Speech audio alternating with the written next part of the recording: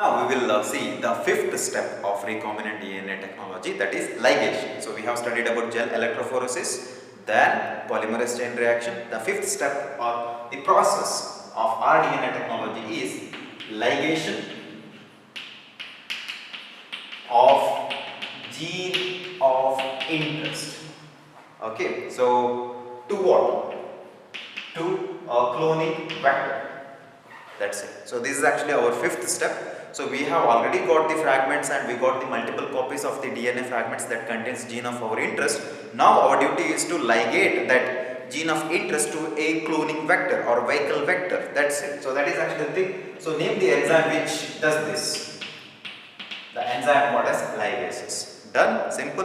What they do is they just attaches the sticky ends. Even it could also attaches the blunt ends after the addition of poly A and poly D tails. Got it? That's it. So very simple. I'm not going to explain that. Very simple. You just see the picture of action of mechanism of restriction endonuclease EcoR1. Simple, easy. You know the method. We go to the sixth and very important step, that is introduction. So now we have constructed rDNA. rDNA is constructed. So this particular piece is our gene of interest and this is the cloning vector. Done. Now thing is introduction. We need to introduce this rDNA into a specific host. The host organism should be selected. It could be any type of living organism, but preferably bacteria, because they have got the high multiplication rate and even this cloning vector also can multiply. That means they have high copy number inside the bacteria if we consider bacteria as the host organism. So I have taken a bacteria here, for example, just one example. So there are so many types. The main word for this is called as competency. The main objective of this sixth step is introduction of rDNA into host organism is nothing but we need to make this particular host organism to take up our recombinant DNA. So that is actually the goal. So now rDNA should enter into this bacteria. What do you call for that? Its technical word is nothing but transformation of the bacteria. Correct? What is transformation? It is the uptake of the DNA, it could be rDNA or any other DNA from a bacterial cell called as transformation. We know about it. Okay, so we see that particularly what is this word? Competency. Competency is nothing but it is the ability. Very important for 1 mark. You get a question. Define the term competency. Competency is the word which is used in biotechnology actually, okay, or molecular biology, where if you want to introduce a foreign DNA and like a strange DNA into a host organism, what is the ability of that host organism? Host organism to take up the foreign DNA. Got it? The foreign DNA, rightful. This is it. This is competency. In competency, there are two types. That is, two types are used in biotechnology or genetic engineering. The first one is chemical method. That means for the competency, we are using different types of chemicals. That's it. Okay. That means maybe this particular rDNA is tagged with this specific chemical, or maybe the host organism is treated with this specific chemical so that they become soft and take up the recombinant DNA. There are two methods. In chemical method, we see that. Next one is we write the physical method. So what is this physical method? Physical method is nothing but you are directly injecting the recombinant DNA. Physical, that's it. You could use injection needle. Just prick that cell and inject the rDNA into the nucleus of the host organism. That is also possible if it is in the case of animal cells or maybe plant cells. Not for bacterial cell, it is entirely different. We'll see that. Okay, physical method. So again, we are going to study 3 different types in physical method and 2 different types in chemical method. Let us see that. So I'll erase this. The main heading is competency. In that competency, I'm going to talk about chemical method now.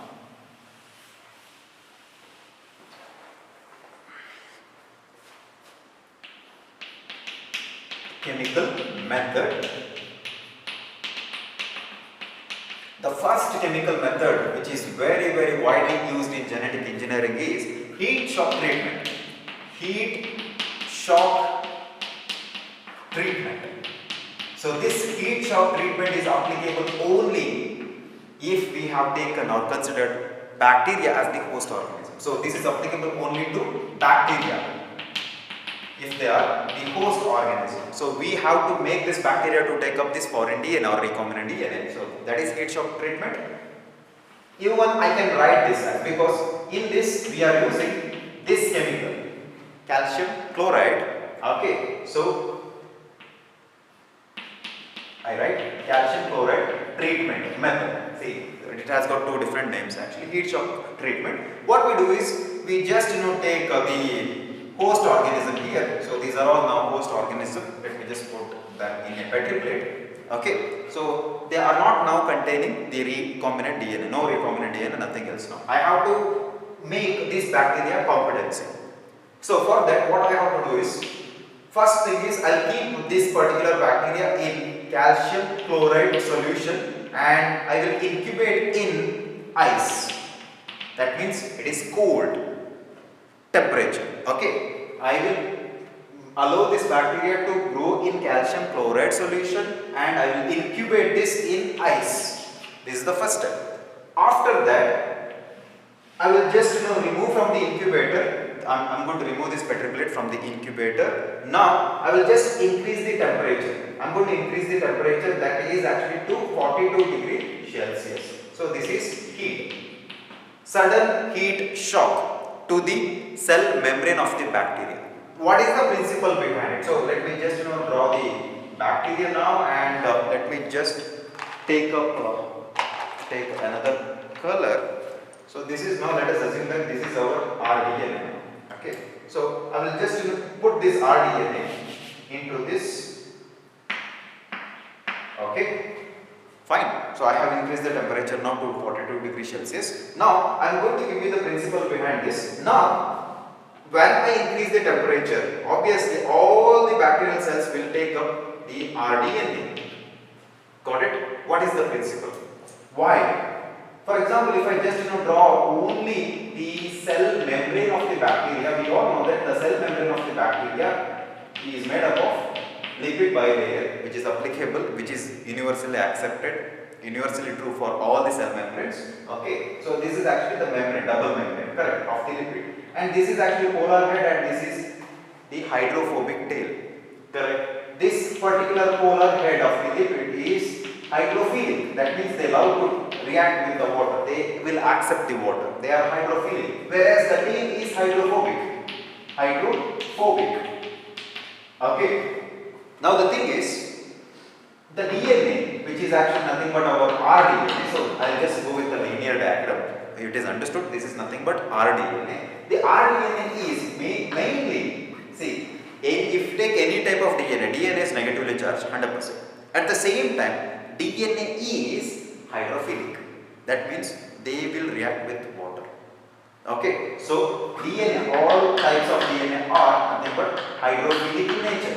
That means, simple, if I am not going to treat this host cell with the calcium chloride, my assumption is this hydrophilic DNA obviously will enter into this hydrophilic head, but it will fail to enter the central portion of the cell membrane because hydrophobic tails are present. Got it? They will repel this DNA. So the DNA cannot enter naturally. So I have to do something else.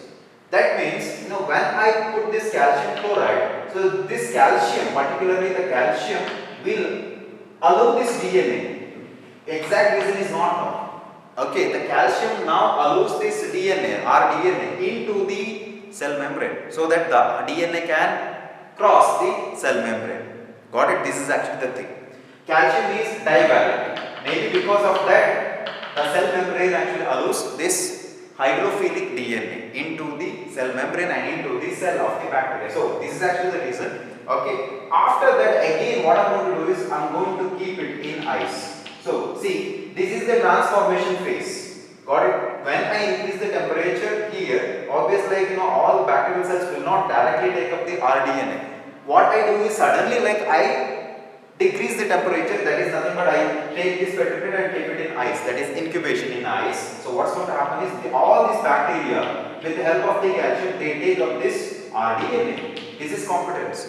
This is called as heat shock treatment or calcium chloride treatment. That's it. Got it? So hope you understood this. Remember, very important. Now I'll erase this. Method is transfection. Transfection. Here I am using two different types of chemicals. Okay, so second method is transfection. Transfection. So this is not applicable to bacteria. Okay, bacterial cells, the first one, heat shock treatment. Okay, so transfection is applicable to fungi cells or animal cells. Okay, so we just write what type of chemicals which are used. So particularly like calcium phosphate. Again, calcium is there. Calcium phosphate, which are now tagged with our recombinant DNA. That means rDNA is attached to calcium phosphate, and then it is allowed to react with a type of cell. So this cell now takes up the rDNA. Why? Because of the calcium. Same principle. That's it. Okay, very simple. Next, the second one is cationic liposomes. Hope you know what is the meaning of liposomes. Liposomes are nothing but made up of lipids. Okay, they are normally seen in some bacterial cells. Liposomes will be seen actually. Okay, so liposomes can be actually attached with this particular rDNA. See, I am going to link liposomes with rDNA. That's it.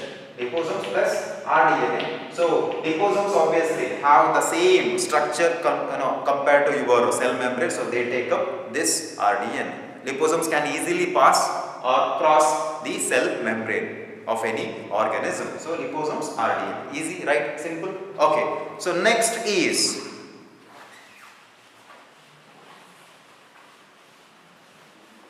physical method. Next important thing is the physical method. So I write here. Sorry. Here. Physical method. Very important you get one question from this, particularly what is biolistic or what is gene gun method. Very important. So first I write microinjection. That's what I said in the beginning of the session, microinjection. Second one is biolistics, or it is also called as gene gun method. Okay, third one in the physical method is treatment of the host organism or host cell with disarm pathogens. It could be virus, bacteria, whatever. Okay, disarm pathogen. That means these pathogens have the natural ability to cause like damage in the cell membrane. That's it. So that we can use these pathogens where we can disarm that pathogen and introduce this into, or like tag this pathogen with our rDNA and allow them to treat with the host organism. They will infect it. When they infect and enter into the host cell, the rDNA could be delivered. I think no need of explanation for this. It is now understood. Easy. Okay. So what is this microinjection? In the case of animal cells, see. So this is now animal cell and this is the nucleus where DNA is present. Now my intention is I want to introduce this rDNA into the nucleus. Okay, what I do is simple, I inject the rDNA directly into the nucleus. This is micro injection. Simple, easy, right? Normal like micro injection is commonly used in vitro fertilization.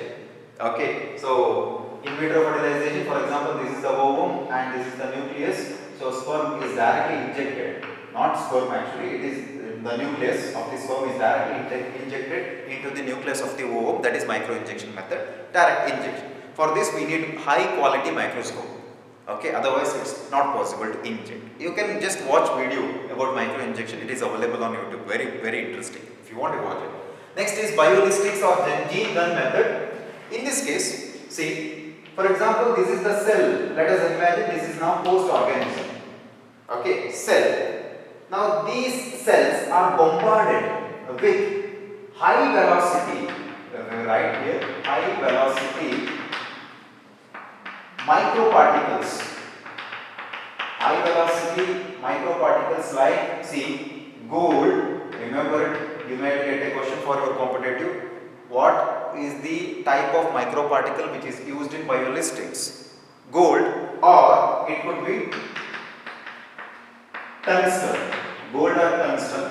These both gold and tungstens are already coated with our RDNA.